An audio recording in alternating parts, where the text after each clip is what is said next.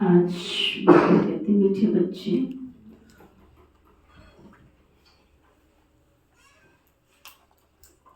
Pass with honour होना है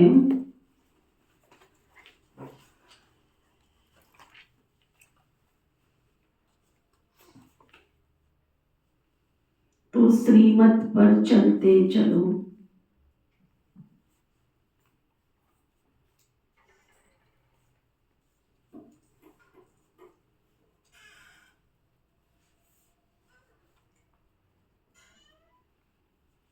कुसंग और माया के तूफानों से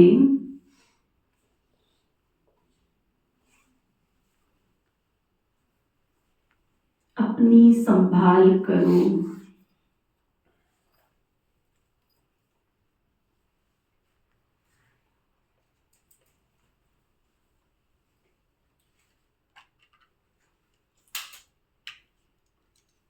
फिर बाबा पूछ रहे, बाबा ने बच्चों की क्या सेवा की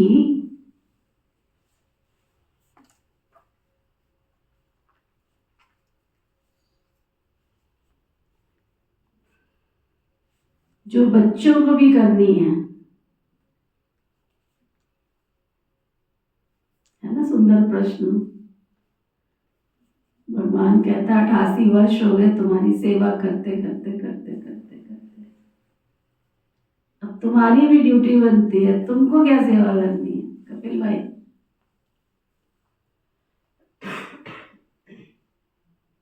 तो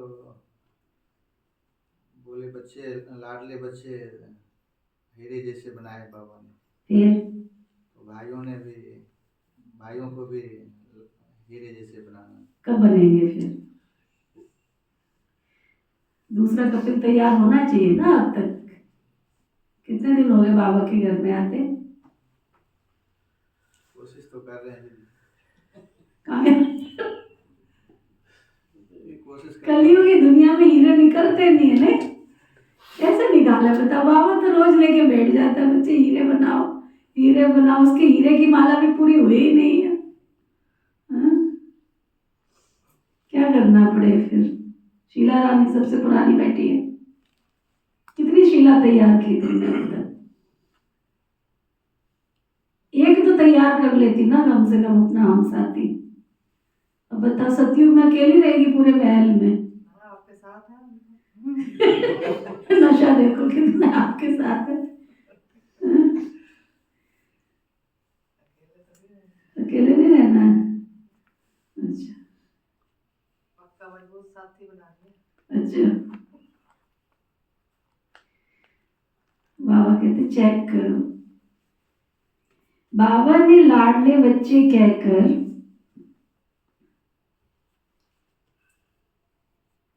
हीरे जैसा बनाने की सेवा की।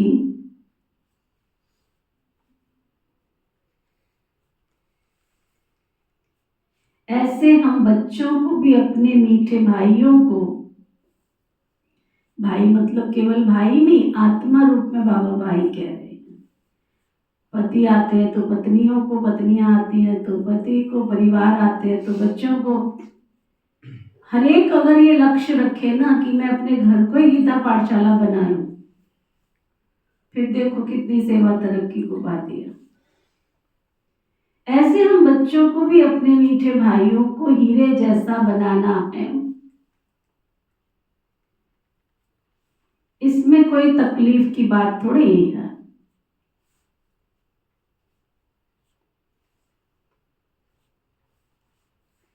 सिर्फ कहना है कि बाबा को याद करो तो हीरे जैसा बन जाएंगे।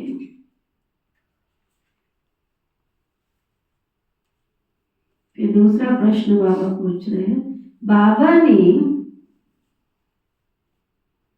कौन सा हुक्म अपने बच्चों को दिया है?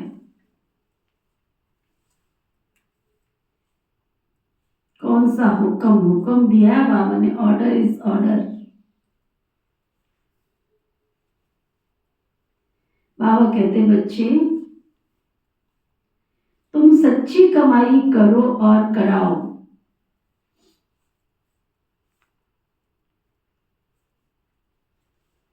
तुम्हें किसी से उधार लेने का कोई हुक्म नहीं है। उधार नहीं लेना है किसी से, न लेना है, क्योंकि लेने वाले के संकल्प चलते रहेंगे। सचमुच थॉट प्रोसेसर जो है ना, वो बहुत, थॉट सिस्टम जो है ना, थॉट का जो प्रोसीजर है ना, वो बहुत महीन है, बहुत बारीक। उधार से मतलब दीदी मनी है या मनी मनी मनी, पैसे हम एक दूसरे के उधार ले लेते हैं, और जिससे हम लेते हैं फिर देने वाले का दिल नहीं करता। सबसे बड़ी बात ये है,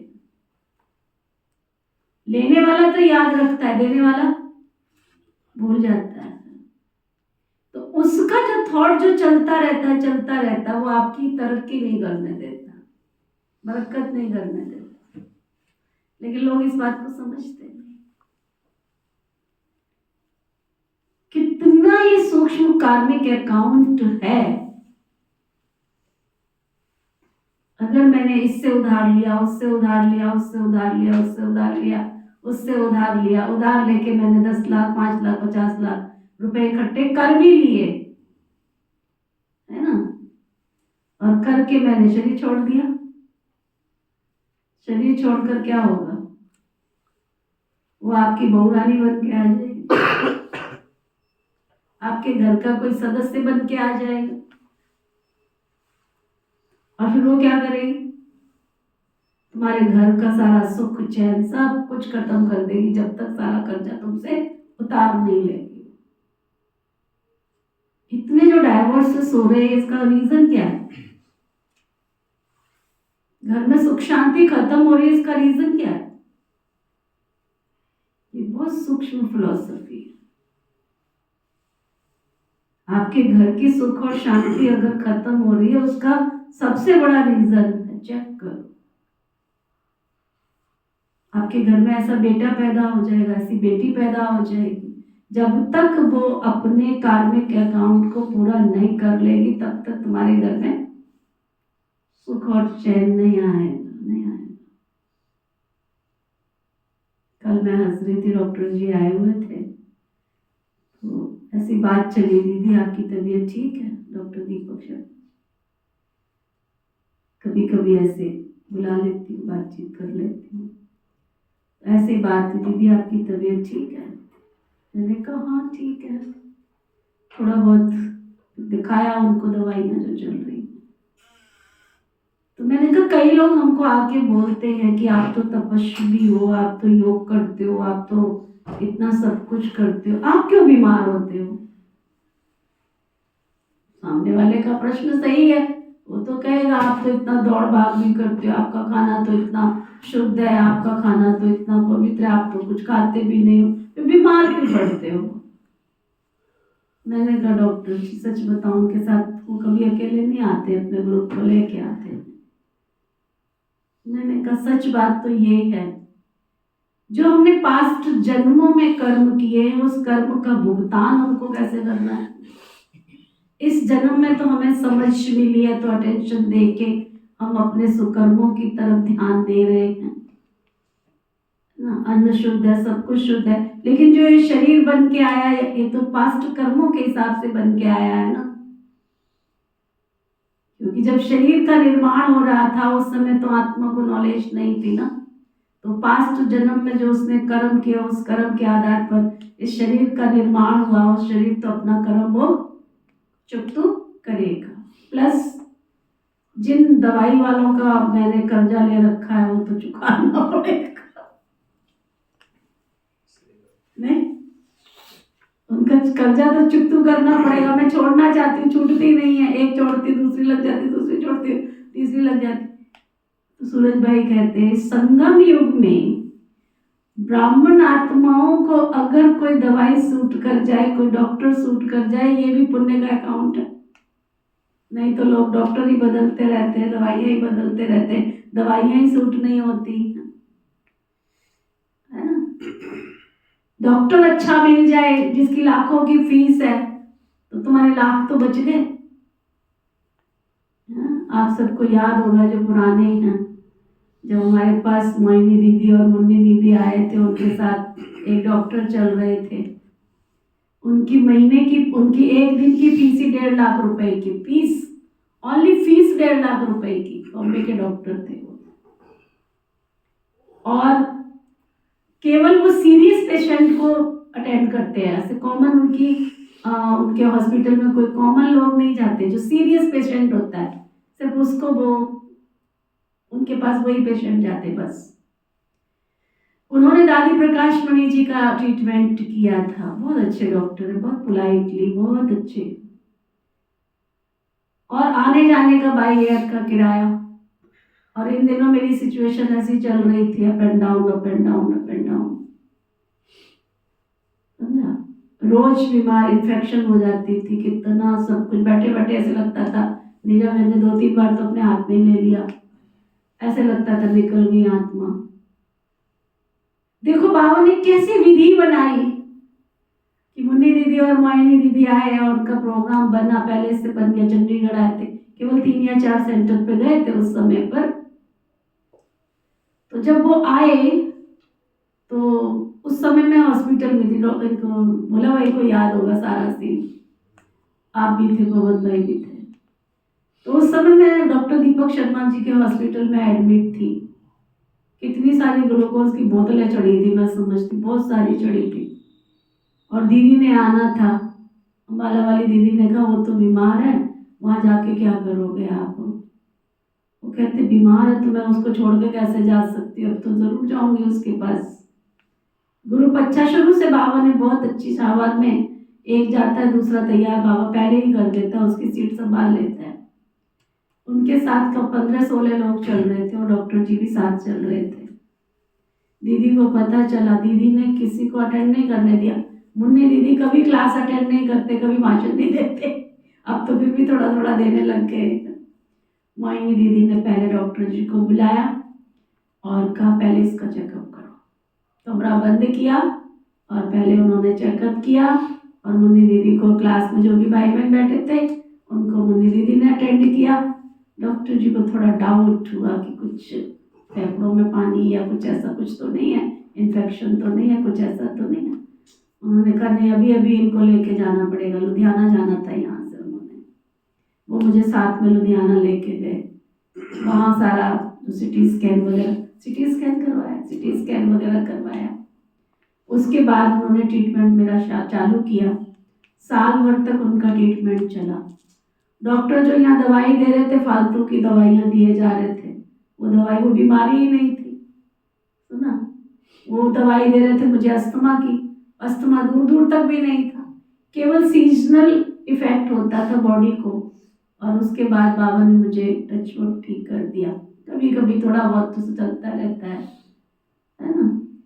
कहाँ वो डॉक्टर, कहाँ इतना, मैं कहाँ बॉम्बे जा सकती थी, कहाँ वो डॉक्टर। इन्होंने तो मुझे अस्थमा की दवाई खिला खिला के हाँफना ही शुरू करवा देना था, है ना।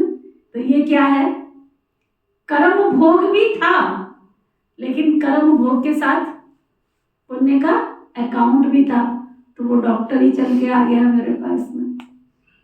1-1.5 साल तक उनका ट्रीटमेंट चला पूरा, और कुछ खर्चा नहीं।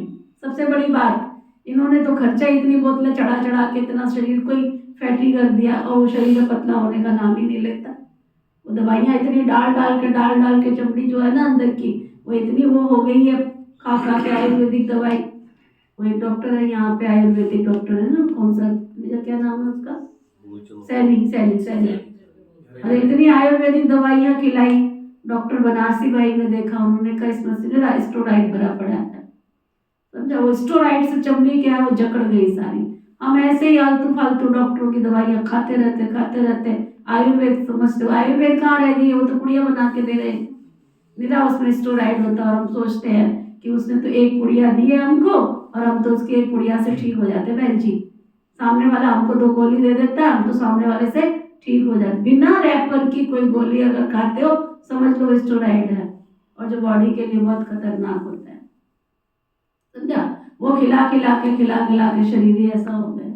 तो इस समय पर अगर हमारा कोई पुण्य का अकाउंट है तो डॉक्टर अच्छा मिल जाएगा, दवाई सूट हो जाएगी, ये सारी चीजें हैं। तो अपने अपने पुण्य के अकाउंट को चेक करो। तो बाबा कह रहे थे किसी से उधार, बात कहाँ से चल गई थी पता ही नहीं चला, शुरू कहाँ से हो गई थी? है डॉक्टर सिद्धार्थ से। हाँ, तो देखो बाबा कहते समय पर अगर आपका पुण्य का अकाउंट है तो समय पर आपको मदद मिलना, ये आपका प्लस पॉइंट है। पाप कर्म जो किए वो तो चुकतो करने पड़े। उधार से बात चली थी कि उधार को चुकतू करने के लिए सामने वाला 1 बार 2 बार 3 बार, जब तक उसका उधारा चुकतू नहीं होगा वो आपके साथ चलता ही रहेगा। इसलिए पैनी भी किसी से उधार मत लेना। अगर लिए तो जल्दी से जल्दी चुका देना। बैंक वालों का तो अपना वो काम, वो तो नौकरी कर रहे हैं, उनका कोई लेने देने का हिसाब किताब नहीं है, उनका कोई कार्मिक अकाउंट नहीं बनना है। पर्सनल अगर हम करते हैं वो कार्मिक अकाउंट में आ जाता है। इनका कार्मिक अकाउंट तब बनेगा जब ये नौकरी को सच्चाई के साथ नहीं करेंगे। अच्छा, तो बाबा ने पहली बात क्या पक्की कराई कि बाबा की श्रीमत पर चलते रहो। दूसरी बात क्या पक्की कराई? कुसंग से सदा बचे रहो। और तीसरी बात क्या बताई? आपस में जो एक दूसरे की बातों में आके फंस जाते, तूफान किसको कहते हैं, उन तूफानों से अपनी संभाल करो। तीसरी बात, खुद भी हीरे जैसे बनो और दूसरों को भी हीरे जैसा बनाओ। और तीसरा, सच्ची कमाई करो और दूसरों की कराओ, उधार ना लेना है न देना है।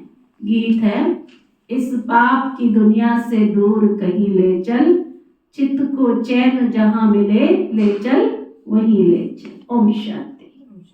नई दुनिया में चलने वाले मीठे मीठे रूहानी बच्चों के प्रति बाप गुड मॉर्निंग कर रहे हैं। Good morning. रूहानी बच्चे नंबरवार पुरुषार्थ अनुसार जानते हैं कि बरोबर हम इस दुनिया से दूर जा रहे हैं। कहाँ जा रहे हैं? अपने स्वीट साइलेंस होम में। शांति धाम ही दूर है जहां से हम आत्माएं आती है, वो है मूल वतन। ये है स्थूल वतन, वो है हम आत्माओं का घर। उस घर में बाप के बिगड़ हमको कोई ले जा नहीं सकते। तुम सब ब्राह्मण ब्राह्मणियां रूहानी सर्विस कर रहे हो। किसने सिखाया? दूर ले चलने वाले बाप ने। कितनों को ले जाएंगे दूर? अनगिनत। एक पंडे के बच्चे तुम सब पंडे हो। तुम्हारा नाम ही है पांडव शिव शक्ति पांडव सेना। तुम बच्चे हरेक को दूर ले जाने की युक्ति बतलाते हो। मन मना भव, एक बेहद के बाप को याद करो। कहते भी है बाबा, इस दुनिया से कहीं हमको दूर ले चलो। नई दुनिया में तो ऐसे नहीं कहेंगे, यहाँ है रावण राज्य, तो कहते इससे दूर ले चलो। यहाँ तो कोई चैन है ही नहीं है। इस गंदी दुनिया में कोई चैन नहीं है। इनका नाम ही है दुख धाम। अभी बाप तुमको कोई धक्का नहीं खिलाते हैं। भक्ति मार्ग में बाबा को ढूंढने के लिए कितने धक्के खाए थे। बाबा खुद कहते मैं हूं ही गुप्त, इन आंखों से कोई मुझे देख नहीं सकते हैं। कृष्ण के मंदिर में माथा टेकने के लिए चाखड़ी रखते हैं, मुझे तो पैर भी नहीं है जो तुमको कोई माथा टेकना पड़े। तुमको तो सिर्फ मैं कहता हूँ लाडले बच्चे, तुम भी औरों को कहते मीठे भाइयों और बहनों। बारलौकिक बाप को याद करो तो तुम्हारे विक्रम विनाश हो जाएंगे। बस और कोई तकलीफ तो बाबा देते नहीं हैं। जैसे बाबा हीरे जैसा हमको बनाते हैं, ऐसे ही तुमको भी सबको हीरे जैसा बनाना है। यही तो बाबा सिखा रहे हैं, मनुष्य को हीरे जैसा कैसे बनाएं। ड्रामा प्लान अनुसार कल्प पहले मुआफिक कल्प कल्प के संगम युग पर बाप आकर राजयोग सिखलाते हैं। फिर हम औरों को सिखलाते हैं, बाप हीरे जैसा बना रहे हैं। तुमको मालूम है, खोजों के गुरु आंगा खा को सोने चांदी हीरों में भजन किया था। नेहरू को सोने में भजन किया था, अब वो कोई हीरे जैसा तो बनाते नहीं है। चाहे वो गुरु थे, चाहे वो नेहरू जी थे, उन्होंने किसी को हीरे जैसा तो बनाया नहीं, है ना। बाप तो तुमको हीरे जैसा बनाते हैं। तो सोचो जरा, विचार करो, उनको तुम किस में भजन करोगे? क्या है तुम्हारे पास? हाँ? है कुछ सोना चांदी हीरा मोती वो भी तरह नहीं है? बाबा की तुलना में तो कुछ भी नहीं है? सोचो जरा, है? कितने हीरे जोड़ रखे ज्ञानचंद भाई ने? कितने बतौलोगे उसको? फिर सत्यभामा और रुक्मणी का किस्सा याद करो। सुना है सत्यभामा और रुक्मणी की कहानी? सुनी है?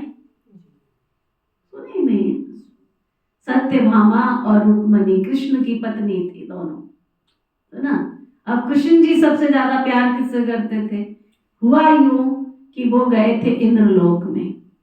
इंद्रलोक में कृष्ण जी गए थे तो वहां से, है ना, जो हार श्रृंगार का जो फूल होता है वो फूल ले आए थे।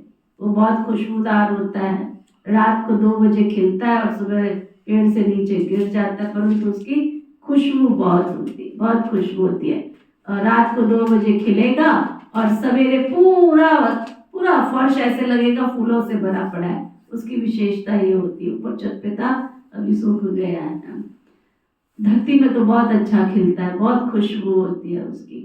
तो वो फूल ले आए थे, तो उन्होंने फूल ला करके रुक्मणी जी को दे दिया।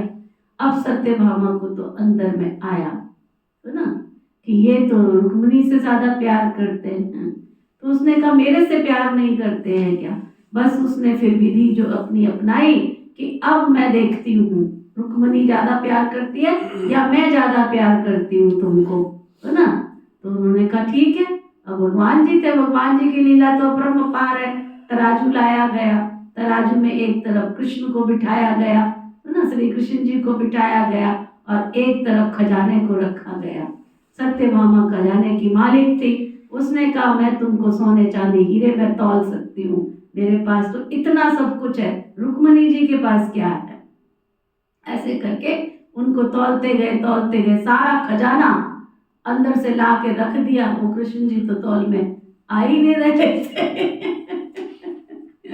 समझा? वो तो अंदर आ ही नहीं रहे थे, तौल सारा खजाना खाली कर दिया। अब तो सत्यभामा घबराने लग गई, ये क्या हुआ? तो रुक्मणी जी के पास गई भागी, कहती है इधर तुलसी का पत्ता ले और प्यार से उसको नमो कर, और नमो करके तराजू में तुलसी का पत्ता रख दे। जैसे ही उसने प्यार के साथ समर्पण भाव, उसने सिखाया क्या कि तुम है ना श्री कृष्ण जी के सामने समर्पण हो जा, एकदम समर्पण भाव से, तुम ही सब कुछ हो, मेरे पास तो कुछ भी नहीं है। सिखाया तो उसने यही था ना। तुलसी का पत्ता क्यों दिया? क्योंकि वो सबसे छोटा होता है, बिल्कुल छोटा होता है, पत्तों में भी सबसे छोटा होता है। आप लोग सोचेंगे तुलसी का पत्ता दिया तो तुलसी बहुत हैवी होगी, नहीं, वो सात्विक होता है, वो ओरिजिनल होता है, उसको कहीं पे भी डाल दो वो अपना असर छोड़ता है। तो वो पत्ता दिया और सत्यभामा ने समर्पण किया अपने आप को कि आप ही सब कुछ हो, संसार के जगत के स्वामी हो, मैं तो कुछ भी नहीं हूँ, मैं तो एकदम आपकी, दुनिया में तो चरणों की दासी इस तरह से बोलते हैं ना, बाबा को तो ये शब्द अच्छे नहीं लगते। तो उसने अपने आप को समर्पण किया। जैसे उसने वो पत्ता रखा, माना अपने आप को समर्पण किया, वैसे ही तराजू ऊपर उठ गया। तो भगवान को हम सोने चांदी हीरे में नहीं तौल सकते हैं।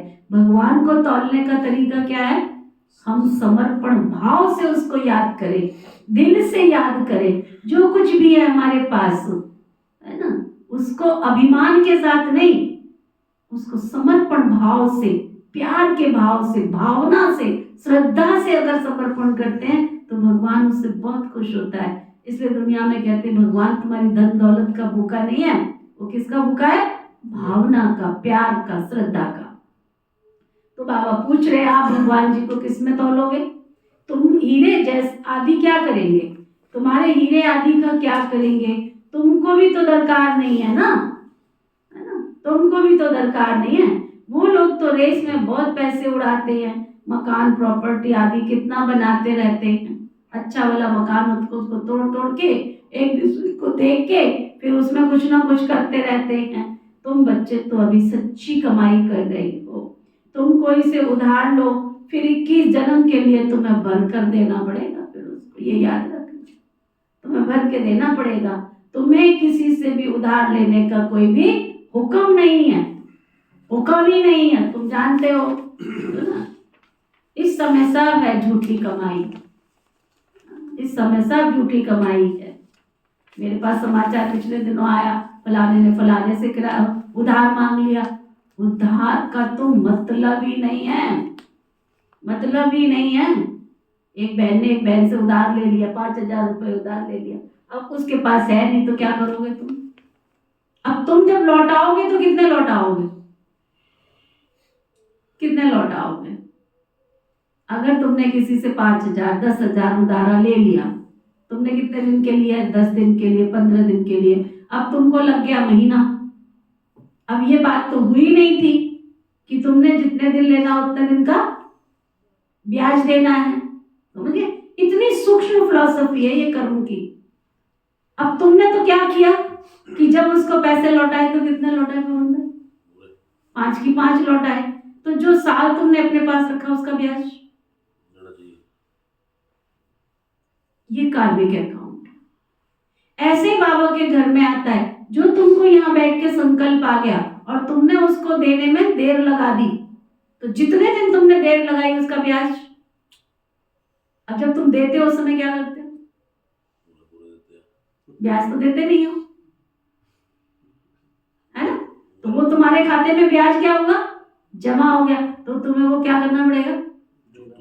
चुकता करना पड़ेगा। इतनी सूक्ष्म फिलॉसफी है ये कार्मिक अकाउंट की, बहुत सूक्ष्म फिलॉसफी, बहुत सूक्ष्म। कहने को हम कहते 1 ही रुपया तो था, कहने को तो हम कहते 10 रुपए तो थे, वो 1 रुपया नहीं, भगवान के घर में एक आके कितना हो जाता है? 1000 के बराबर हो जाता है। तो तुमने 1 रुपया अपने पास रखा तो कितने रख लिए? पवन भाई हंस रहे। बाबा तो कहते मैं 1 लाख देता हूँ, तो आप सोचो, वही कैलकुलेशन उसमें हो जाता है। अब हमारे निजा के साथ कई बार ये झगड़ा हो जाता है किसी के साथ, क्या 1 रुपया ही तो है, 1 रुपया तो है भाई जी, हम बैठे हैं यहाँ पर तुमके मारे मैसेंजर पैगंबर बन के, तुम्हारे पास 1 रुपया छोड़ देंगे, हमारे बहन हमारे भाई हो, तुम्हें 1 लाख देना पड़ेगा बाद में, फिर क्या करोगे? तुम्हारे पास होगा नहीं, फिर तुम नौकर चाकर दासी बन जाओगे, फिर तुम्हें नौकरी करनी पड़ेगी। तो हम तो अपने भाई बहनों को नौकर और नौकरानी नहीं बनाना चाहते ना। ये है सूक्ष्म फिलॉसफी कर्मों की। जो सदन में 101 देने का जो रिवाज चला ना, 111 ये देने का रिवाज क्यों चला? बढ़ा के देना, हमने घटा के नहीं देना। समझ में आया? 1 रुपए का जो महत्व है, एक के पीछे एक जोड़कर 11 देने हैं, 21 देने हैं, हमने 51 देने हैं, 101 देने हैं, 10,000 11 देने हैं। इसका क्या मतलब है? इसका मतलब यह है कि बढ़ा के देना, घटा के नहीं देना है। अगर घटा के दिया तो वो सूक्ष्म जो कार्मिक अकाउंट आपका बना, जो ब्याज बने, वो ब्याज मूल से भी ज्यादा दुनिया में क्या कहते हैं? ब्याज बहुत भारी हो जाता है। तो बाबा आज हमको सिखा रहे हैं, इस समय सब झूठी कमाई है जो सब खत्म हो जाने वाली है। बाबा ने देखा ये तो कौड़ियां हैं, हमको तो हीरे मिलते हैं, तो फिर ये कौड़ियों का हम क्या करेंगे? ब्रह्मा बाबा अपना अनुभव बता रहे। ब्रह्मा बाबा ने देखा ये तो सब कौड़ियां हैं, क्योंकि बाबा हीरे का कारोबार करते थे, तो कितना 1 सेकंड में बाबा ने छोड़ दिया। क्या करेंगे? क्यों ना बाबा से बेहद का वर्षा ले लेवे, खाना तो मिलना ही है। एक कहावत है ना, हाथ जिनका ऐसे हो, हाथ जिनका ऐसे हो तो पहला नंबर वो पा ही लेते हैं, पहला नंबर पा लेते हैं। भगवान का आशीर्वाद हो तो दुनिया में किसी को किसी से मांगने की क्या जरूरत पड़ेगी। बाबा को तो शराब भी कहते हैं। बाबा कहते हैं तुम्हारी पुरानी चीजें एक्सचेंज करता हूं मैं, तुम्हारे से लेने नहीं आया हूं, तुम्हारा कखपन लेकर तुम्हें लखपन देता हूं, तुम्हारी कौड़ियां लेके मैं तुम्हें हीरे देता हूं, तुम्हारा पुरानी दुनिया का सब कुछ चेंज करके मैं तुम्हें सोने की दुनिया में ले जाता हूं, सोने की दुनिया का मालिक बना देता हूँ। कोई मरता है तो पुरानी चीजें करनी घोर को देते हैं ना। बाबा भी कहते हैं मैं तुमसे लेता क्या हूं, जरा सोचो, जरा विचार करो, है ना, विचार करो, सोचो, अंदर बैठकर चिंतन करो।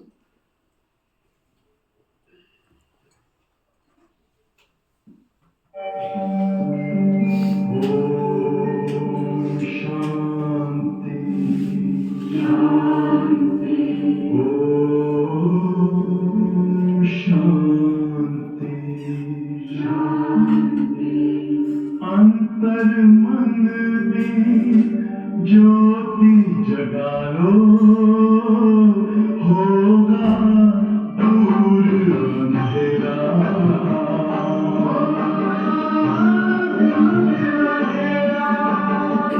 शिव का कर लो ध्यान, आ रहा पावन पुण्य सवेरा।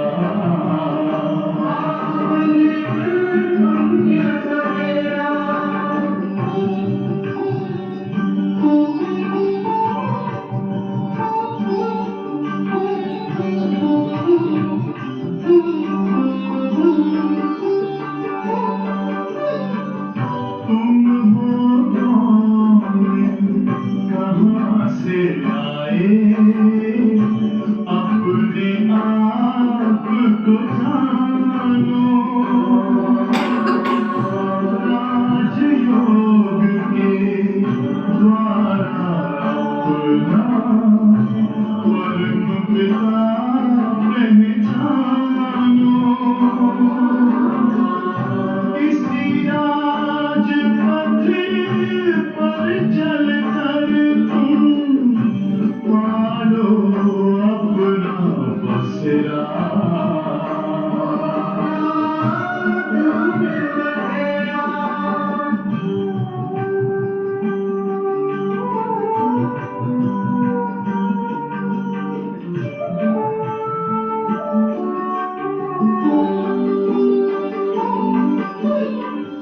तुम हो आत्मा तन से न्यारे, परमात्मा को प्यारे। दिव्य गुणों को धारण करके योगी बनो दुलारे। ज्योति बिंदु ही तोड़ेगा ये माया मोह का घेरा।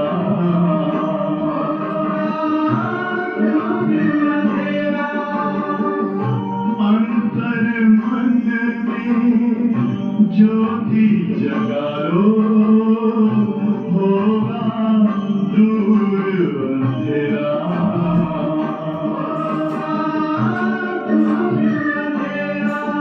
ओम शांति, ओम शांति,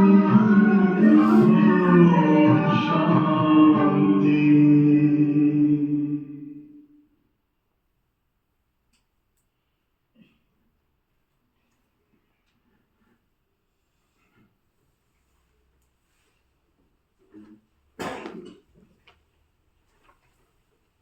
तो बाबा कहते हैं मैं तुमसे लेता क्या हूं, चेक करो, चेक करो क्या लेता हूं मैं तुमसे। लेता है शिव बाबा, कपिल भाई लेता है। वो कोई ना कोई विधि बना रहा है मेरे साथ। कैसे भी बच्चों को मैंने भाग्य देना है तो लेगा तभी देगा ना, प्रकृति का नियम है, प्रकृति का नियम है, नेचर का लॉ है ये। एक आम की गुठली डालोगे तो तुम भी खाओगे, तुम्हारे परपोते भी खाएंगे, दोते भी खाएंगे, आगे पता नहीं कितनी पीढ़ियां खाएंगे उसको। होता है ना ऐसे, ये लॉ है प्रकृति का, नेचर का लॉ है। वो लिए बिना तो तुमको दे नहीं सकती है ना। अगर लिए बिना देती है तो क्या पैदा होता है धरती में, पैदा तो फिर भी करती है। क्या पैदा करती है? घास फूस पैदा कर देती है, अगर तुम कुछ करोगे ही नहीं तो तुम्हारे जीवन में भी क्या होगा? घास फूस पैदा ही होगा ना, भरपूर तो नहीं हो सकते हो। धतूरे के पेड़ पैदा होते हैं सड़क पे, देखे ना, कांटे बबूल के पेड़ पैदा होते हैं जो बिना बोए बोए अपने आप ही निकलते रहते हैं। तो तुम कुछ करोगे नहीं, तन तुम लगाओगे नहीं, मन तुम लगाओगे नहीं, धन तुम लगाओगे नहीं, और भगवान से उम्मीद करोगे मेरा तन स्वस्थ कर दो, कभी नहीं करेगा कि तुमने भगवान के घर में तन लगाया है। तुम्हारा मन कभी वो खुशियों से भरेगा ही नहीं। क्यों? तुमने इतना योग किया है, पॉजिटिव चिंतन किया है, शुभ चिंतन किया है, परमात्मा को मदद की है अपने मन के द्वारा। जो योग कराया जाता है, जो भट्ठी रखी जाती है, तुमने नहीं किया, तुमने योगदान दिया मन से, नहीं दिया ना, तो तुम्हारे मन को खुशियों से कैसे भरेगा? और अगर तुमने धन ईश्वर अर्थ लगाया नहीं तो तुम्हें कुबेर का खजाना कहाँ से मिलेगा? कुछ तो तुम्हें डालना पड़ेगा ना, डालोगे तो मिलोगे, और फिर जितना डालोगे उतना तुमको मिलता जाएगा। तो वो बाबा कहते हैं द्रौपदी भी कोई एक नहीं थी, तुम सब द्रौपदियां हो, बहुत पुकारती हमको बचाओ। बाबा कितना प्यार से बच्चों को समझाते, बच्चे ये तुम्हारा अंतिम जन्म है ना, इस अंतिम जन्म में तुम पवित्र बनो। बाबा कहते हैं ना बच्चों को, मेरे दाढ़ी की लाज रखो, कुल को कलंक मत करो। तो मीठे मीठे बच्चों को कितना फखुर होना चाहिए।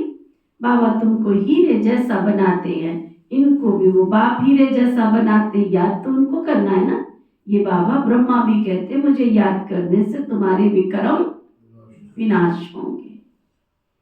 इस ब्रह्मा को याद करने से तुम्हारे विक्रम विनाश नहीं होंगे। मैं तुम्हारा गुरु नहीं हूं। कौन कह रहा है ये? ब्रह्मा बाबा कहते मैं तुम्हारा गुरु नहीं हूं, वह तुमको सिखलाते हैं, हम फिर तुमको सिखलाते हैं। हीरे जैसा बनना है तो शिव बाबा को याद करो। बाबा ने समझाया भक्ति मार्ग में भले कोई देवता की भक्ति करते हैं, फिर भी बुद्धि दुकान धंधे आदि की तरफ तो भागती है ना, क्योंकि उसमें आमदनी होती है। बाबा अपना अनुभव सुनाते हैं कि जब बुद्धि इधर उधर भागती थी ना, ब्रह्मा बाबा अपना अनुभव सुनाते हैं कि जब बुद्धि इधर उधर भागती थी ना, तो मैं अपने आप को चमाट खुद ही मारता था। चमाट समझा? खुद ही खुद को थप्पड़ मारता था। हे बुद्धि, हे मन, तुम क्यों भागा? क्यों भागा? तुम क्यों, ये क्यों याद आए? तो अब आत्माओं को एक भावक को याद करना है, परंतु घड़ी घड़ी माया भुला देती है, गुस्सा लगाती रहती है, माया बुद्धि को तोड़ देती है। ऐसे ऐसे अपने साथ बातें करनी चाहिए। बाबा कहते अब अपना कल्याण करो तो दूसरों का भी कल्याण करो। क्या सुना? अपना कल्याण करो, दूसरों का भी कल्याण करो। रोज शाम को अपने घर में जो परिवार सहित आते हैं, रोज शाम को 1 घंटा कम से कम अपने परिवार के साथ बैठो, मुरली का चिंतन करो, बाबा की याद करो। घर का वातावरण धीरे धीरे धीरे धीरे सतो प्रधान बनता जाएगा। अपने घर को भी सुरक्षा कवच दे दो, पॉजिटिव चिंतन करके सबको बिठाओ, सबको एक थॉट दे दो, मैं पवित्र आत्मा हूँ, मैं श्रेष्ठ आत्मा हूँ, मैं महान आत्मा हूँ, मेरा घर सुरक्षा कवच के अंदर है, मेरे घर के चारों तरफ शुद्ध वाइब्रेशंस का श्रेष्ठ कवच है। सिखाओ उनको, ये सुरक्षा कवच है। श्रेष्ठ चिंतन करना सुरक्षा कवच है, बाबा की मुरली पढ़ना ये सुरक्षा कवच है। ऐसे उनको पॉजिटिव रीति से समझाओ ना, फिर वो समझेंगे। क्यों नहीं समझेंगे? क्यों नहीं मुरली सुनेंगे तुम्हारी? क्यों नहीं सुनेंगे? क्यों नहीं श्रेष्ठ चिंतन करेंगे? तुम उनका लाभ बताओ ना उनको, ये लाभ होने वाला है, इससे तुम्हारे को सुरक्षा कवच मिलेगा। श्रेष्ठ चिंतन से क्या होगा? वाइब्रेशंस निकलेंगे, वाइब्रेशन श्रेष्ठ बनेंगे तो तुम्हारे चारों तरफ क्या होगा? तुम्हारे चारों तरफ क्या होगा? प्रभामंडल तुम्हारा सशक्त होगा, क्योंकि चिंतन से ही प्रभामंडल बनता है ना, चिंतन से ही ऑरा बनता है ना। जब तुम्हारे चारों तरफ सुरक्षा कवच बनेगा, उसको रॉयल भाषा में आजकल सुरक्षा कवच कह देते हैं, ज्ञानियों की भाषा में उसको प्रभामंडल कह देते हैं, थोड़े दूसरे रॉयल शब्दों में उसको ऑरा कह देते हैं, पर है तो वो हमारे चिंतन का आधार ना। जैसा व्यक्ति सोचता है वैसा उसका ऑरा बनता चला जाता है। पुराने जमाने के अंदर ऋषि मुनि गुफाओं में बैठते थे, शेर और चीते भालू भी आकर के बैठ जाते थे, उनको कोई नुकसान नहीं पहुंचाते थे। क्यों? क्योंकि सुरक्षा कवच इतना शुद्ध चिंतन का होता था। उनको चारों तरफ क्या दिखाई दे रही है? Light light light. और जानवर किससे डरते हैं? लाइट। तो आने वाली परिस्थितियों में, आने वाली विपत्तियों में हर एक बाबा के बच्चों को अपने घर को क्या बनाना चाहिए? सुरक्षा प्रदान कर दो। लेकिन सुरक्षा कहाँ बनेगी? सिखाओ उनको कि इस घर के अंदर लहसुन और प्याज के तड़के मत लगाओ, ये तुम्हारे घर को अशुद्ध कर रहे हैं, तुम्हारे घर के वाइब्रेशन को अशुद्ध कर रहे हैं। नेगेटिव चिंतन मत करो वहां पर, क्योंकि नेगेटिव चिंतन तुम कर रहे हो, तुम्हारे घर का वातावरण अशुद्ध हो रहा है। शुभ चिंतन करो, शुभ चिंतन करो। इसलिए गीत बनाओ, अपनी चिंतन की धारा बदल दो तो चिंता का रूप मिट जाए। जिस दिन तुम्हारे घर से लहसुन प्याज निकल जाएगा, जिस दिन से तुम्हारे घर में गीता पाठशाला बन जाएगी ना, जिस दिन से तुम नुमा शाम का योग करोगे अपने घर के अंदर, जिस दिन तुम रात को 1 घंटा बाबा को याद करके मुरली का चिंतन करके सोओगे, तुम्हारा घर सुरक्षा के घेरे में आता चला जाएगा। उस घर के चारों तरफ प्रकाश फैलना शुरू हो जाएगा। लोग देखेंगे, कहेंगे ये प्रकाश कहाँ से आ रहा है, ये शांति की वेव्स कहाँ से आ रही है, ये सुख का प्रकाश कहाँ से आ रहा है। तुम्हें जब आश्रम पे आके सुकून मिलता है तो तुम्हारे घर से भी तो लोगों को सुकून मिलना चाहिए ना। क्यों? सोचो, विचार करो इस बात पर। और जबकि तुम फैमिली के साथ आते हो, एक तो होता है ना, एक घर में कोई 7 काली माँ इकट्ठी होती है, किसी की पत्नी 7 काली माँ के बराबर होती है। कानपुर में थी मैं, वो आएंगे भाई, बुलाऊंगी मैं उनको भी। तो ना, जब वो बाबा के बच्चे बने तो उनकी युगल, मैंने कहा अपनी पत्नी को लेके आओ। कहते बहन जी उसका नाम ना लो, तो 7 काली माँ की तरह है। मैंने कहा लेके आओ। कहते वो 7 काली माँ इकट्ठी हो जाए ना, इतना क्रोध है उसके अंदर, वो नहीं आती आश्रम पे ना। मैंने कहा योग करते हैं अपन दोनों मिलके, प्रैक्टिकल सुना रही हूं मैं। योग किया हम दोनों ने मिलकर 1 घंटा सुबह का निकाल के। मैंने कहा तुम भी करना, मैं भी करूंगी।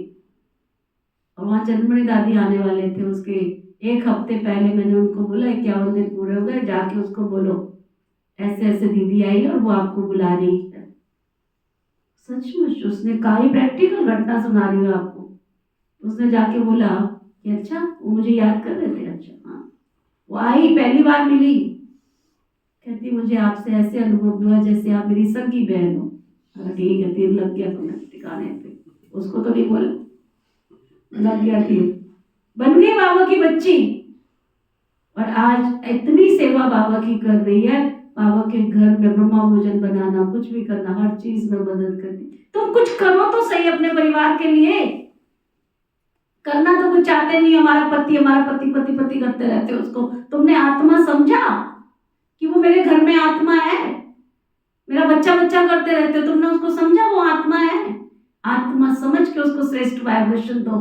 वो बच्चा भी बाबा का बच्चा है, वो आत्मा माना वो बाबा का बच्चा है। अपने घर को पवित्र बनाओ, अपने घर के वाइब्रेशंस को ठीक करो।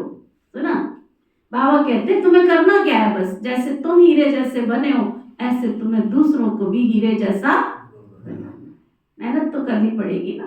बच्चों के साथ बैठो, परिवार के साथ बैठो, तुम्हें क्या मिला है वो उनको सुनाओ। ज्ञान सुनना क्यों जरूरी है उनको बताओ। आने वाली परिस्थितियों में तुम्हें ये श्रेष्ठ चिंतन मदद करेगा। तुम श्रेष्ठ वाइब्रेशन दो। कुछ 1 घंटा योग करो और उस 1 घंटे में क्या बोलो, मीठे प्यारे शिव बाबा ये योग मेरे लिए नहीं, इसका पुण्य का अकाउंट सामने वाली आत्मा के अकाउंट में चला जाए। उस आत्मा का भी कल्याण कर दो। मुझे इसका फल नहीं चाहिए, फल तो मिलेगा, अंडरस्टूड है। अगर उसकी आत्मा का कल्याण हो गया, उसके द्वारा जो शेयर मिलेगा वो किसको मिलेगा? बिजनेसमैन बनो ना, बाबा कहता। बिजनेसमैन, अच्छा बिजनेसमैन क्या करता? तरकीबें तो खेलता है। तुम भी तरकीबें यूज करो। वो तो ज्ञान में चलता ही नहीं, वो तो सुनता ही नहीं, वो तो देखता ही। तुम हमेशा अपने घर के वातावरण में क्या फैला रहे हो?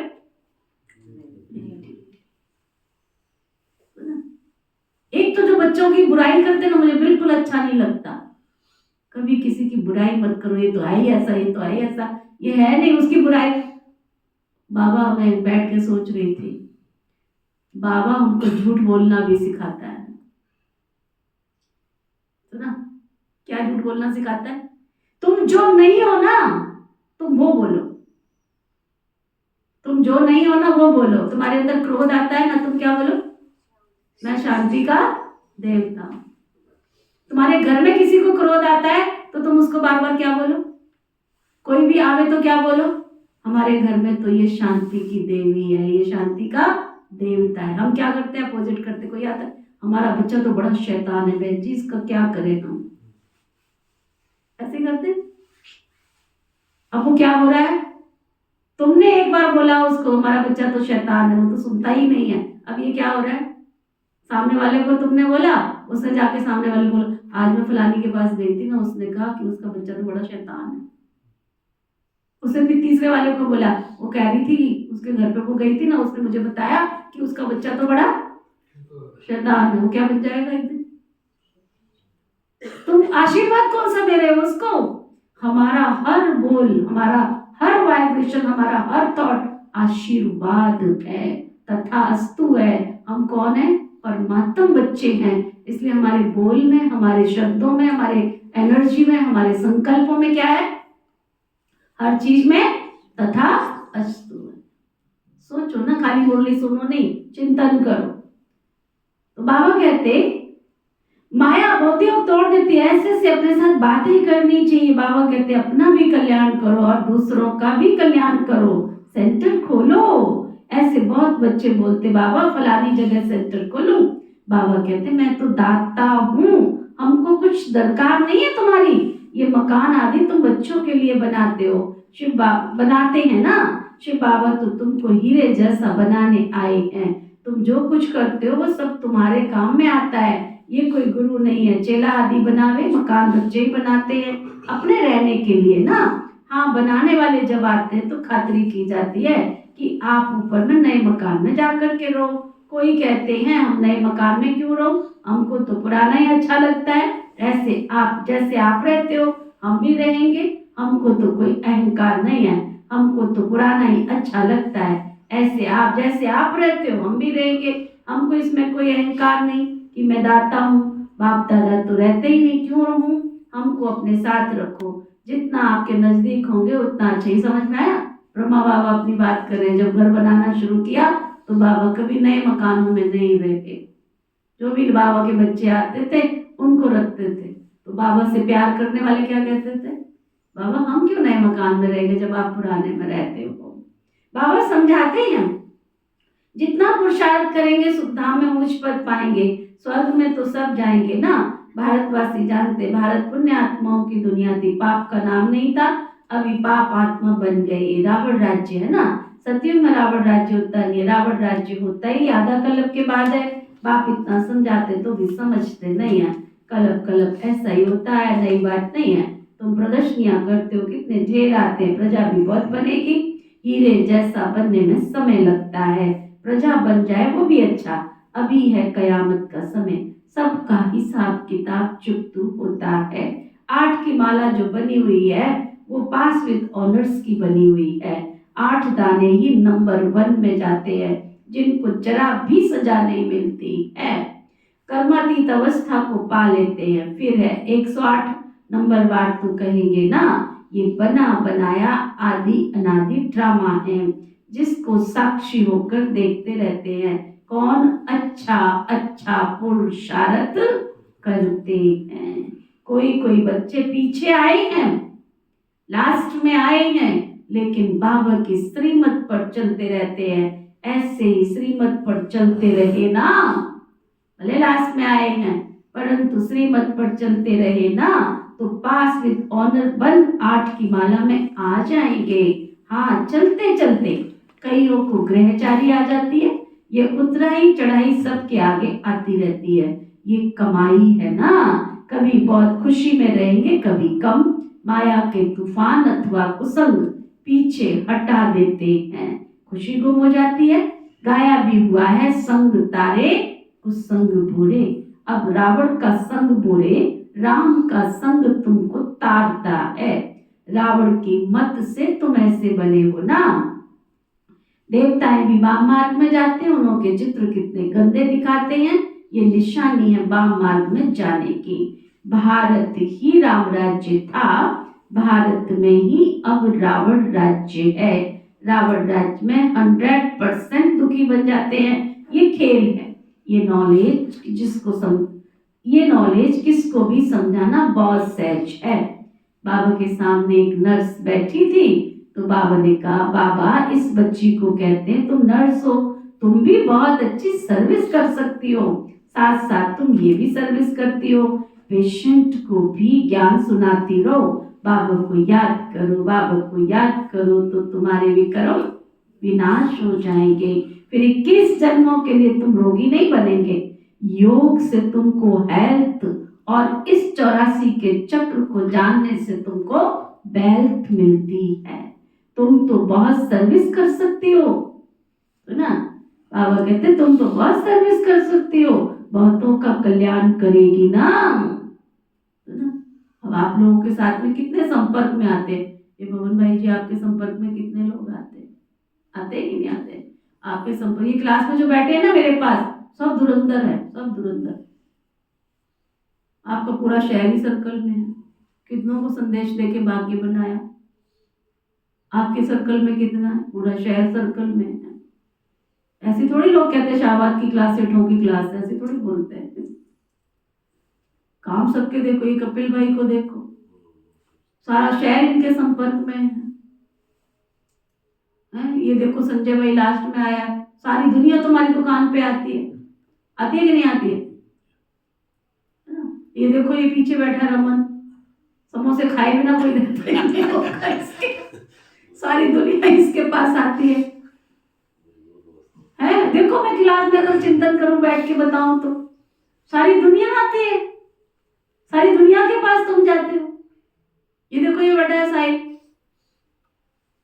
ये टेम्पू चलाता है, कितने लोगों के पास जाता है, रोज नया एक इसके वो होता है।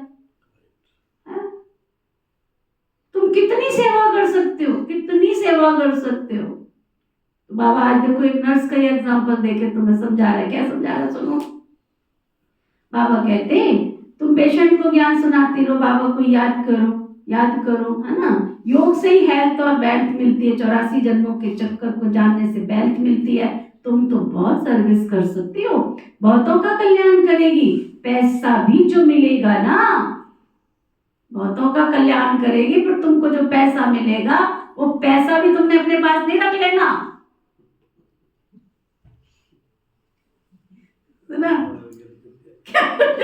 जो तुम्हें पैसा मिला वो भी तुमने रख नहीं लेना, वो भी रूहानी सेवा में लगाएंगी। वास्तव में तुम सब नर्सेज हो ना, छी गंदे मनुष्यों को देवता बनाना, ये नर्स समान सेवा हुई ना, ये नर्स समान सेवा हुई ना। बाबा भी कहते हैं मुझे पतित मनुष्य बुलाते आकर पावन बनाओ, तुम भी रोगियों की ये सेवा करो, तुम पर सब कुर्बान हो जाएंगे। तुम्हारे द्वारा साक्षात्कार भी हो सकता है अगर तुम दिल से सेवा करो तो। अगर योग युक्त हो, बड़े बड़े सर्जन आदि तुम्हारे चरणों में आकर पड़ेंगे, है ना। अगर तुम योग युक्त होकर सेवा करो तो तुम करके तो देखो। यहाँ बादल आते रिफ्रेश होने, फिर जाकर वर्षा कर दूसरों को रिफ्रेश करेंगे। कई बच्चों को ये पता ही नहीं रहता बरसात कहाँ से आती है, समझते हैं इंद्र कोई ऊपर बैठा है वो वर्षा करता रहता है, इंद्रधनुष कहते हैं ना। शास्त्रों में कितनी बातें लिख दी हैं। बाबा कहते ये फिर भी होगा, ड्रामा में जो कुछ नूंद है, हम किसकी गिलानी नहीं करते हैं, ये तो बना बनाया ड्रामा है। समझाया जाता है ये भक्ति मार्ग है, कहते भी है ज्ञान भक्ति वैराग्य। तुम बच्चों को इस पुरानी दुनिया से वैराग्य है, आप मुए तो मर गई दुनिया, आत्मा शरीर से अलग हो गई तो दुनिया ही खलास हो जाए, है ना। मुझे एक बीच में बात याद आ गई इसकी रमन की। जब मैं ना उस गली से निकलती थी तो मेरे को किसी ने बोला दीदी आपको पता है ये बहुत फेमस दुकान है। मैंने कहा अगर ये परिवार ज्ञान में चल जाए, क्योंकि यहाँ जब मैं शाहबाद में आई थी कईयों को भाई बहनों को समोसे खाने का बड़ा स्वाद होता था, तो मैं कहीं पे भी बनते थे मैं उनके लिए ले आती थी। 4-5 परिवार ऐसे थे, कभी अम्बाला गई कभी कहीं गई, समोसे और जलेबी जहाँ मिलते थे मैं कम खाती थी, मैं उनके लिए ले आती थी। तो मैं सोचती थी अगर ये ज्ञान में चल जाए ना परिवार, तो मेरी सारी क्लास को लाभ मिल जाएगा, सब समोसे खाने वाले बन जाएंगे। पर ऐसा ज्ञान में चले नहीं ना अभी पूरा परिवार, तो ना सुन रही है शैलजा, ऐसे मुझे संकल्प आता था जब भी मैं उस गली से निकलती थी, सुन रहा रमन, मैं उससे निकल, अगर ये ज्ञान में चल जाए ना तो मेरी क्लास वालों के लिए बहुत अच्छा हो जाएगा, बेचारे समोसे के लिए तरसते रहते हैं। अभी आलू उबल रहे हैं, बड़े समोसे। है ना, मेरे को बड़ा शौक होता था। ऐसे ही मेरे अम्बाला, कई कई लोगों का एक्सपीरियंस है मेरे पास। मैं अम्बाला में जाती थी, एक रोड पे ना बड़ी बिल्डिंग दिखती थी, तो मैं सोचती थी ये जो बिल्डिंग वाला है ना, अगर ये बाबा का बच्चा बन जाए तो कितनी सेवा हो जाएगी। सुना, मैं जानती नहीं थी उनको कौन है क्या है, कुछ भी नहीं जानती थी, बस ऐसी नजर जाती थी। जब भी मैं अपना काइनेटिक घुमाती थी तो सोचती थी ये ना, ये ज्ञान में चल जाए ना ये वाला परिवार, बहुत अच्छा हो जाएगा, बाबा की बहुत सेवा हो जाएगी, बस ऐसे ही संकल्प आता था। तो एक दिन पूरेवाल जी ने मेरे को उनसे मिलाया, ऐसे उनको संकल्प आया, कहते फलाने के पास चलोगी, वही ले जाते थे मुझे, जगह जगह ले गए। तो वो डॉक्टर एनसी जैन, आप में से कोई मिले हैं डॉक्टर एनसी जैन को? सुनील भाई ने शायद देखा होगा, शायद आपके घर पे भी लेके आई थी मैं, पूनम बहन के घर पे तो बुलाया था मैंने, पूनम के घर पे आए थे। तो डॉक्टर एनसी जैन, तो जब मैं उनसे पहली मुलाकात में मिली, उनको इतना अच्छा लगा, इतना अच्छा लगा, इतना अच्छा लगा, बहुत अच्छा लगा। पता नहीं मन में उन्होंने क्या देखा क्या नहीं देखा, मुझे कुछ नहीं मालूम है, पर उनको बहुत अच्छा लगा। ज्ञान अंदर गया नहीं, पर मैं बहुत अच्छी लगी उनको, समझा ना। वो इतना, बस रोज उन्होंने एक बार मेरे से बात करनी, मिलता है ये तो बड़ी समस्या पैदा होगी, मेरे साथ तो बड़े बैठे हुए हैं, ये मेरे से बात किए बिना फोन नहीं रखते हैं, कहते नीति को बुलाओ। अच्छा चलो, बस मैं अपने आप को समझाती थी, उनको भी बोलती थी दीदी को याद किया करो, दीदी से बात किया करो, बड़ों से संपर्क रखते हैं ना तो जीवन का कल्याण होता है। फिर भी उन्होंने लास्ट तक छोड़ा नहीं। चलो, फिर मैं उनको मधुबन का प्रोग्राम बनाया, माउंट आबू का प्रोग्राम बनाया, क्योंकि शहर की वो नामी ग्रामी हस्ती थी, जो साइंस का जो कारोबार शुरू हुआ था वो डॉक्टर एनसी जैन का सबसे पहला साइंस का कारोबार शुरू हुआ था। उसके बाद अम्बाला में साइंस की बहुत सारी फैक्ट्रियां शुरू हुई थी, वो नामी ग्रामी परिवार था। तो जब उनकी रिजर्वेशन कराई, और मुझे भी इतना एक्सपीरियंस नहीं था, स्लीपर क्लास में रिजर्वेशन करवा दी, सुना, पर लेकिन कोई भी गया नहीं, मैं स्टेशन पे इंतजार कर रही, 15 लोगों की रिजर्वेशन थी, एक भी बंदा नहीं। मैं पूरेवाल जी को कहा यहाँ कोई भी नहीं है, क्या चक्कर है? पूरेवाल जी उनके घर में तो आराम से चद्दर ओढ़ के सो रहे हैं। मैंने कहा ये क्या 15 लोगों की टिकट हुई पड़ी है और ये आराम से सो रहे हैं, ऐसे कैसे होता है, बताना तो चाहिए ना। वो सारी टिकटें बेकार चली गई।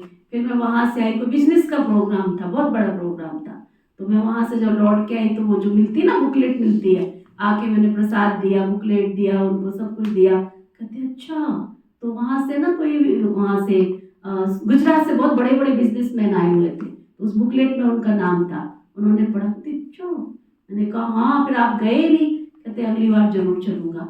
मैं 6 महीने उनके पीछे लगी रही। मैंने कहा अब रिजर्वेशन, वो तो कभी ट्रेन में चढ़े ही नहीं थे, उनको पता ही नहीं ट्रेन क्या होती है। फिर से उन्होंने स्लीपर में रिजर्वेशन करवा ली, और मुझे पता ही नहीं था कि स्लीपर, उस समय तो स्लीपर में ही जाते थे, वो तो सीट पे बैठ ही नहीं सकते थे, लेट ही नहीं सकते थे। आखिर वो अपने साथ एक नौकर को लेके गए कि ये नहीं डालनी है। आखिर वो गए माउंट आबू, चलो जाके आए, इतने अच्छे बाबा के बच्चे बने, एक दिन भी क्लास मिस नहीं, और पूरा सहयोग दिया उन्होंने, तन का भी, मन का भी, धन का भी। अम्बाला का आश्रम किस किसने देखा? हाथ उठाओ, लंबा हाथ उठाओ। जो हॉल बना है ना, वो उनकी शुभ प्रेरणाओं से बना, काफी उन्होंने शहर से सहयोग दिलाया। नहीं तो अब तो हमें ये बड़ी बड़ी चीजें लगती है छोटी छोटी, उस समय तो अम्बाला का हॉल बनाना भी बड़ा मुश्किल लगता था। तो ऐसे बाबा, कई बार आप जब बाबा की याद में जाओगे आपको टच करेगा कि इस परिवार का बनने वाला होगा ना, टच करेगा उसको कि इसको संदेश दे दो, इसको संदेश दे दो। हम चाहते नहीं है तो बाबा हमसे क्या करवाएगा? आप पात्र बन के बैठोगे, जो बाबा आज कह रहा है, खुद का भी कल्याण करो, दूसरों का भी कल्याण करो। संकल्प करो, मेरे द्वारा बाबा अनेकों की सेवा करा रहा है, कर रहा हूं नहीं, बाबा मेरे से करवा रहा है, फिर बाबा यूज करेगा। तो वो बाबा बता रहे हैं, ये नर्स समान सेवा हुई ना। बाबा कहते हैं तुम्हारा साक्षात्कार भी हो सकता है, अगर योग युक्त हो तो बड़े बड़े सर्जन आदि भी तुम्हारे चरणों में आकर के पड़ेंगे। मैंने बीच में इसलिए सुनाया कि उनके आने के बाद अम्बाला की सारी आईपीज वीआईपीज की सेवा शुरू हुई, जो भी वहां पर वीआईपीज है। आप वहां का प्रोग्राम देखते हो ना, सारे वीआईपीज अब तक सब तन से मन से धन से सेवा करते हैं। तो बाबा कहते फिर चरणों में आकर पड़ेंगे, तुम करके देखो, यहाँ बादल आते हैं रिफ्रेश होने, फिर जाकर वर्षा कर दूसरों को रिफ्रेश करेंगे। कई बच्चों को तो ये पता ही नहीं रहता बरसात कहाँ से आ रही है, समझते हैं। तो बाबा कहते हैं ज्ञान भक्ति वैराग, तुम बच्चों को इस पुरानी दुनिया से वैराग्य चाहिए। अब आप हुए तो मर गई दुनिया, आत्मा शरीर से अलग हो गई तो दुनिया खलास। बाप बच्चों को समझाते, मीठे बच्चे पढ़ाई में गफलत मत करो, सारा मदार तुम्हारी पढ़ाई पर है। बैरिस्टर कोई 1 लाख रुपया कमाते, कोई बैरिस्टर सूट पहनने के लिए भी कोट भी नहीं होगा उनके पास, पढ़ाई का सारा मदार है ना। ये पढ़ाई बहुत सहज है। सुदर्शन चक्रधारी बनना अर्थात अपने जन्मों को आदि मध्य अंत को जानना। अभी इस सारे झाड़ की जड़जड़ी भूत अवस्था है, फाउंडेशन है ही नहीं, बाकी सारा झाड़ खड़ा है। वैसे ये आदि अनादि सनातन देवी देवता जो धर्म था, तुर था, वो अभी है ही नहीं। धर्म भ्रष्ट कर्म भ्रष्ट बन गए हैं। मनुष्य किसी की सदगति नहीं कर सकते हैं। बाप बैठे सब बातों को समझाते हैं। तुम सदा के लिए सुखी बन जाते हो, कभी अकाली मृत्यु नहीं होगा। फलाना मर गया ये अक्षर वहां होता ही नहीं है। तो बाबा राय देते हैं, बहुतों को रास्ता बताएंगे ना, क्या बहुतों को रास्ता बताएंगे ना, बहुतों को बाबा का बच्चा बनाएंगे ना, तो क्या होगा? बाप तुम्हारे ऊपर वारी जाएंगे, कुर्बान जाएंगे, और जिसके ऊपर भगवान कुर्बान जाए तो क्या है? ये ना कहो मैं तो नहीं आई हूं यहाँ पे। पात्र बन के बैठो, बाबा यूज करो। अनेक आत्माओं के कल्याण के लिए आपका बच्चा तैयार है, आप यूज करो। जहां लेके जाना चाहते हो ले जाओ, बाबा आपको वहीं लेके जाएगा जिस आत्मा का कल्याण करवाना होगा। तो ना बाबा कहते कुर्बान जाएंगे। किसको? साक्षात्कार भी हो सकता है तुम्हारे से। साक्षात्कार सिर्फ एम ऑब्जेक्ट है, उसके लिए पढ़ना पड़े, पढ़ने के लिए बिगड़ बैरिस्टर थोड़े ही बनेंगे। ऐसे नहीं साक्षात्कार हुआ माना मुक्त हो गए। मीरा को साक्षात्कार हुआ, ऐसे नहीं कृष्णपुरी में चली गई। नौदा भक्ति करने से साक्षात्कार होता है। यहाँ फिर है नौदा याद। सन्यासी फिर ब्रह्म ज्ञानी तत्व ज्ञानी बन जाते हैं। बस ब्रह्म में लीन होना है। अब ब्रह्म तो परमात्मा कोई है नहीं है। अब बाबा समझाते हैं कि तुम्हें शरीर निर्वाह करने के लिए धंधा आदि भी करना है, भल करो भल करो, परंतु ट्रस्टी समझकर चलोगे तो ऊंच पद मिलेगा, फिर ममत्व मिट जाएगा। अच्छा एक बात बताओ, बाबा पूछ रहे हैं, तुम्हारा बाबा लेकर करेंगे भी क्या? क्या करेंगे? हाँ क्या देख रहे हो मेरे होके? क्या करेंगे बाबा तुम्हारा लेकर? बाबा कहते हैं तुम्हारा लेकर क्या करेंगे? इसने तो सब कुछ छोड़ दिया। घर बार महल आदि तो कोई बनाना नहीं है, मकान आदि बनाते हैं क्योंकि ढेर बच्चे आएंगे। अब रोड से यहाँ तक क्यों लग जाएगी? सुना बाबा की कब की मुड़ रहे, देखो कितनी भीड़। मैं कहा ना बाबा के कमरे में बैठने की जगह कोई साधन मिलता नहीं। कितनी भीड़ कितनी भीड़। अगर एक ऑर्डर हो जाए ना, बाबा के सारे बच्चे पहुंच जाएं, मिलेगी जगह। जब कोई दीदी दादियां शरीर छोड़ती हैं, ऐसा हो तो एकोमोडेशन वाला जो ना भाग जाता, कहता जहाँ जगह मिलती है वो। जब दादी प्रकाश मणि जी ने शरीर छोड़ा है ना, उस समय वो तो भाग गया अपने ऑफिस में से, कहता जिसको जहाँ जगह मिलती है वहां जाके रहो। तो ना अभी तो ऑर्डर नहीं निकलता है, कितने बाबा के बच्चे तैयार हो गए। बाबा कहते ये मकान आदि क्यों बनाते हैं बाबा? बच्चे ढेर आएंगे, आबू रोड से यहाँ तक क्यों लग जाएगी? तुम्हारा प्रभाव अभी निकल जाए ना तो तुम्हारा माथा खराब कर देंगे। बड़े बड़े आदमी आते हैं तो भीड़ हो जाती है, तुम्हारा प्रभाव तो पिछाड़ी में निकलना है। अभी नहीं, बाबा को याद करने का अभ्यास करना है ताकि तुम्हारे पाप कट जाएं।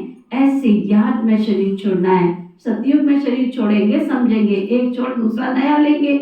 यहाँ तो देह अभिमान कितना रहता है, फर्क है ना। ये सब बातें नोट करनी और करानी है। औरों को भी आप समान हीरे जैसा बनाना पड़े।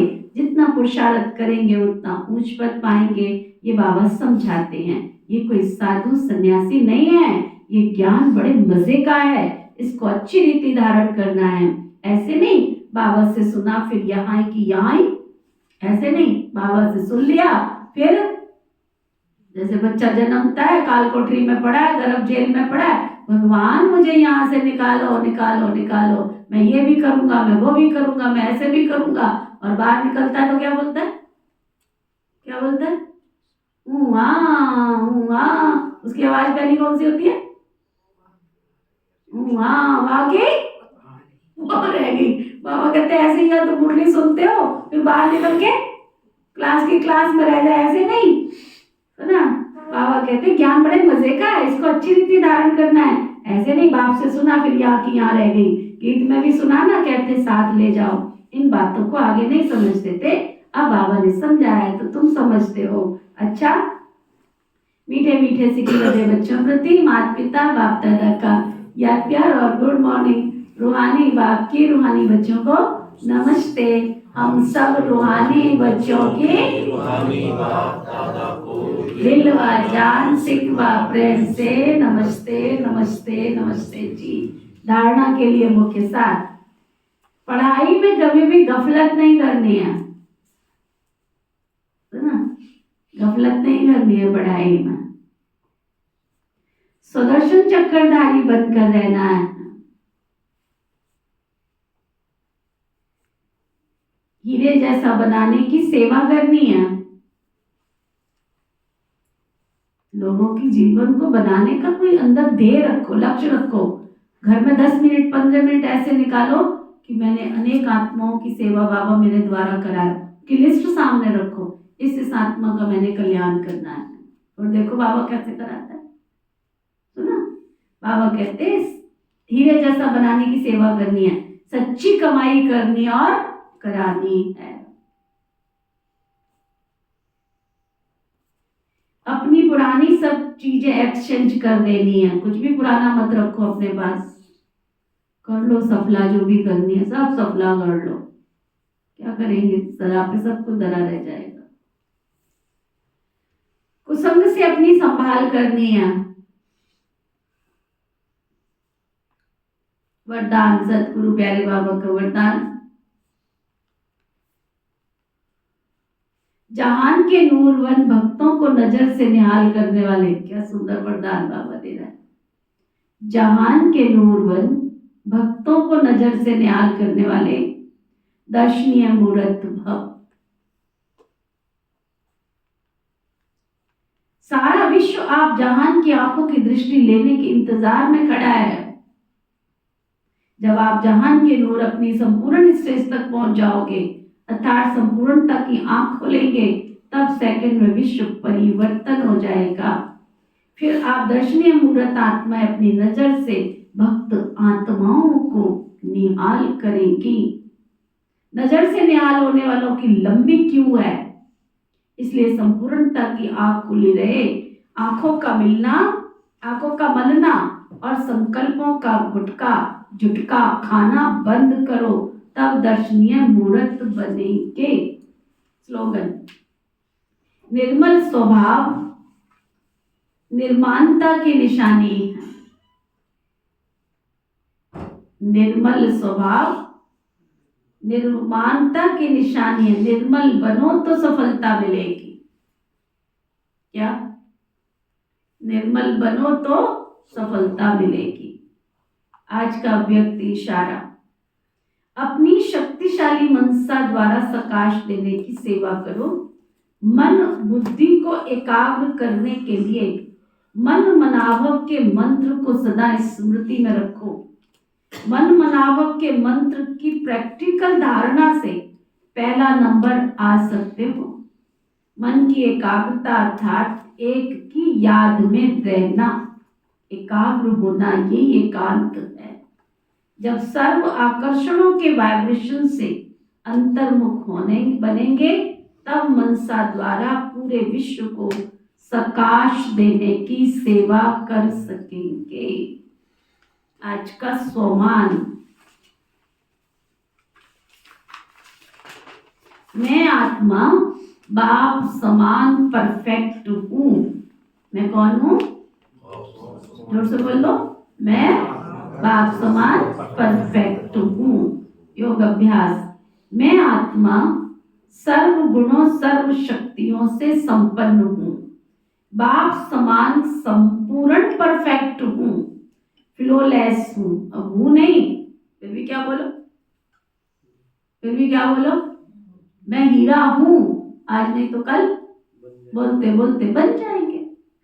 मैं फ्लोलेस हूँ, सतो प्रधान संपूर्ण हूँ, मुझ आत्मा के संपूर्णता के वाइब्रेशन विश्व से डिफेक्ट को समाप्त कर रहे हैं। धारणा, सर्व शक्तियों को सारा दिन इमर्ज रखना है। चिंतन, सर्व शक्तियों से संपन्न आत्मा की निशानियां क्या होंगी, नोट करना। ओम शांति।